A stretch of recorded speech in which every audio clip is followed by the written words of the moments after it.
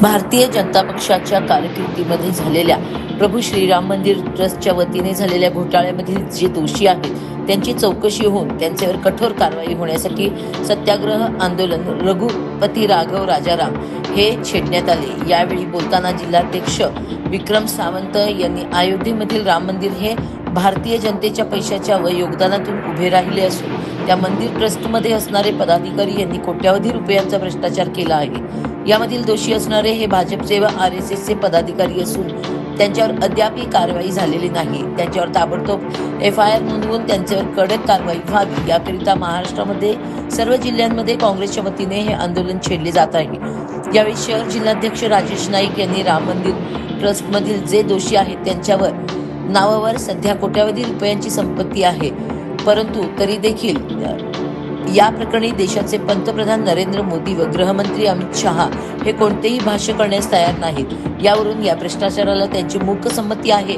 असे स्पष्ट होत आहे। जोपर्यंत दोषींवर कारवाई होत नाही तोपर्यंत काँग्रेस पक्षाचे पदाधिकारी गप्प बसणार नाहीत। याकरिता पुढील काळात आणखी तीव्र आंदोलन छेडले जाईल असे सांगण्यात आले। यावेळी वरिष्ठ उपाध्यक्ष डॉक्टर सिकंदर जमादार, सुभाष तात्या खोत, जिल्हा परिषदेच्या माजी अध्यक्षा मालन मोहिते, जिल्हा काँग्रेस उपाध्यक्ष संदीप जाधव, कार्याध्यक्ष अनिल मोहिते, त्याचप्रमाणे करुणा सॅमसन यांनी देखील आपापली मनोगते व्यक्त केली। सदरच्या दोषींवर कारवाई होण्याकरिता FIR नोंदवण्यासाठी यावेळी महात्मा गांधी पोलीस स्टेशनचे पोलीस निरीक्षक संदीप शिंदे यांना देखील निवेदन देण्यात आले। सांगली प्रहार न्यूज करिता मुख्य संपादिका नीता पाटील।